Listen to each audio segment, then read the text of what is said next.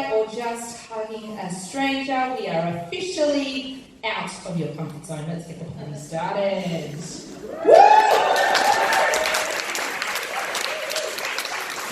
Alright, our first storyteller for the evening for Teen 40s is Michelle Baltazar. She is an author, journalist and a novelist in training. In March this year, she was appointed the editor-in-chief of Money magazine, No Small Feat, the most read personal finance magazine in Australia. Congratulations, Michelle Baltazar. Come on onto the stage.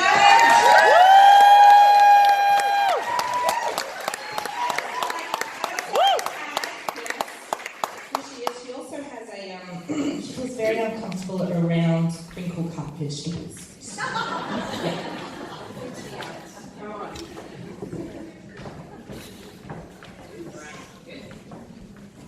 Fantastic. Thank you. First cab off the rank.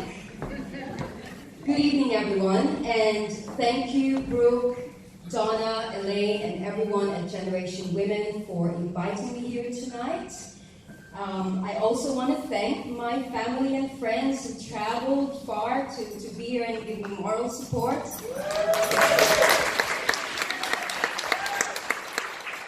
This is actually my first time to be on stage to do storytelling, and while I'm incredibly nervous, I'm absolutely delighted that I was invited, and I look forward to hearing the stories of my fellow Generation Women presenters tonight.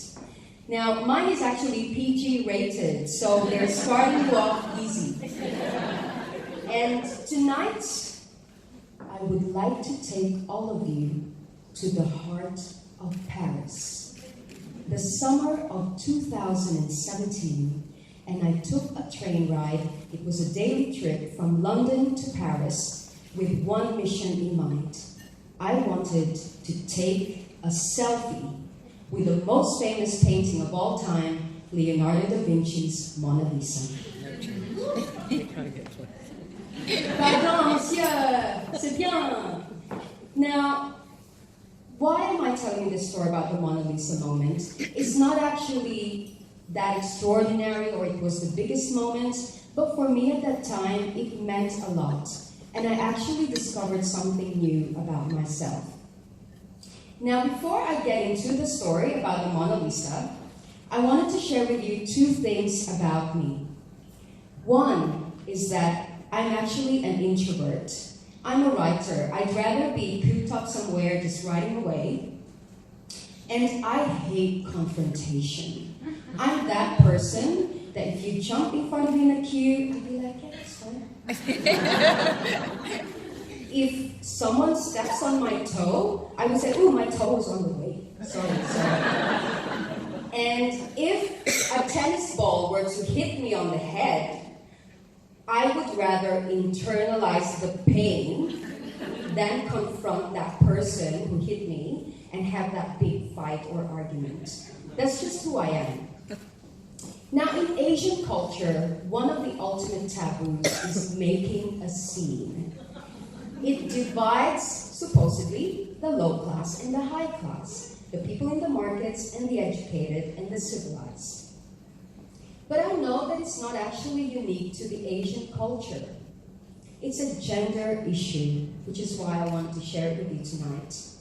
Making a scene is something that makes you feel guilty when you do it. Like when a man stands up for himself on a pub fight, it's like, yeah, you stand up for yourself, you're a man. But when a woman makes a scene, it's like you're selfish, you're impulsive, you're irrational. And most recently, Harvey Weinstein said, oh, please don't make a scene to one of the women that he actually abused. That's how entrenched it is in our collective psyche that it is wrong for a woman to make a scene. But it goes deeper than that. My mom, who is front row,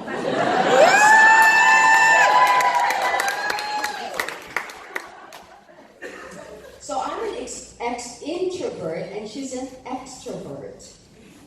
Unlike me, who would like pack up all my emotions. She lives her emotional truth every day.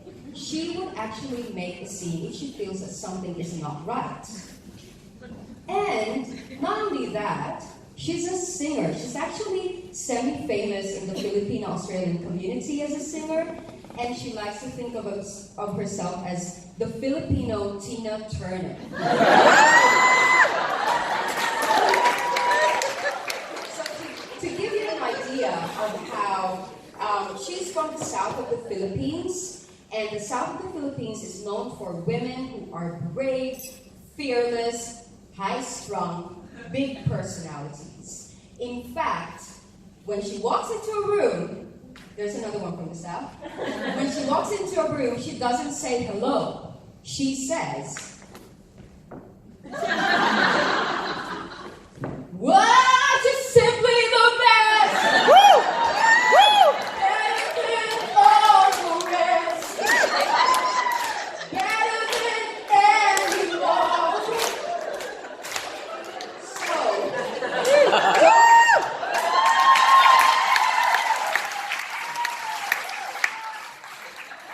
it's okay, I'm only 900 words. Don't try to psychoanalyze it, but I've become the daughter, yes? I've become the daughter who wants to do the exact opposite. I don't want to be in the spotlight. I have to show you my childhood. If that felt uncomfortable, that was me every time we go to a party. So, now you know 2 things about me. Back to the Louvre. Has anyone been to the Louvre before? Yes? So for those of you who haven't been, and I saw that some of you didn't raise your hand, it's actually the largest art museum in the world. It's 60,600 square meters, or the size of 16 football fields. Huge, more than 300,000 paintings. It's also the most visited museum in the world with 15,000 people every day. We're talking more people packed in this building than 759 on the train carriage from Blacktown to Windsor Station. So, for someone like me, I just took a day trip. It was foolish. I only had 4 hours. I'm like in a rush. I need to do this. I need to get the selfie. And this is not going to be a walk in the park. This was a military operation where I had to play dodgeball with kids crossing, selfie sticks, tour groups everywhere. It was like, for someone who doesn't want to make a scene, I'm like trying to avoid people to get there, and I'm going to miss my train if I don't do this. Now, finally, after 60 minutes and 9,480 steps, according to my Fitbit, I was there. There was the Mona Lisa sign, and I could almost see it, except there were 300 other people there. And I'm like, do I ram myself in there? Because I've got to catch a 253 pounds ticket back to London. But no, that would be out of character.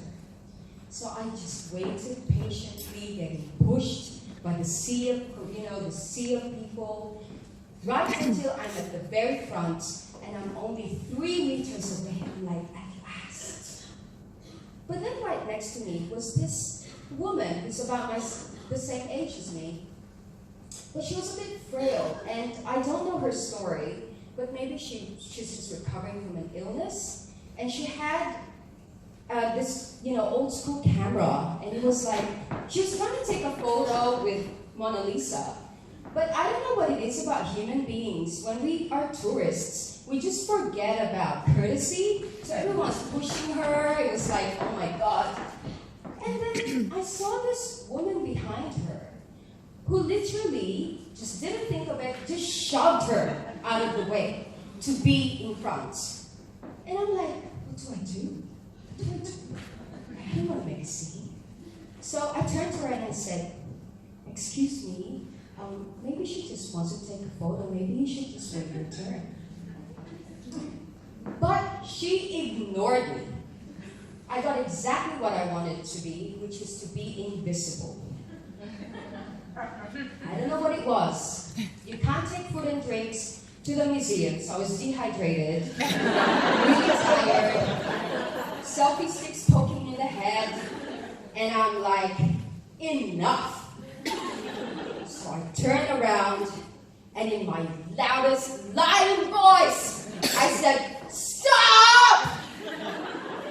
This woman earned her place here, and she better take a photo. Stop pushing her!" Right?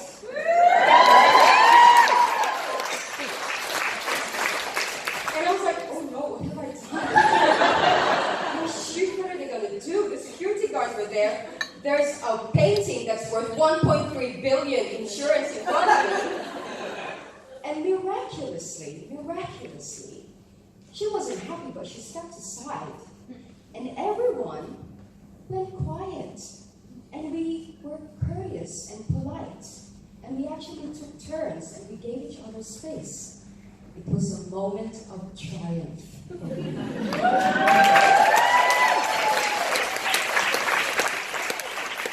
So I gazed, finally, saw Mona Lisa, her mysterious smile, and I felt that moment she was looking directly at me. And she was saying, "You go, girl."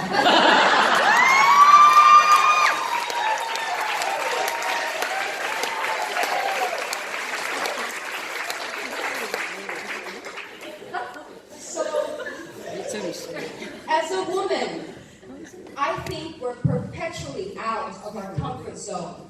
In my career, I've just taken this new role, and being a private persona and now going into the public domain is an incredibly scary time for me.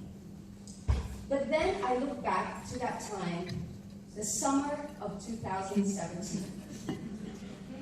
A stranger was there, and I gave her the best Mona Lisa selfie ever.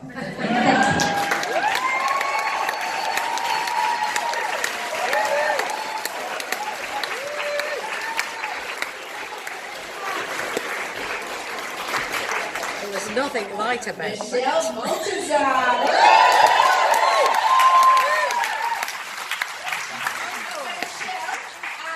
Could you come to Aldi with me? I need some help getting to the skiway.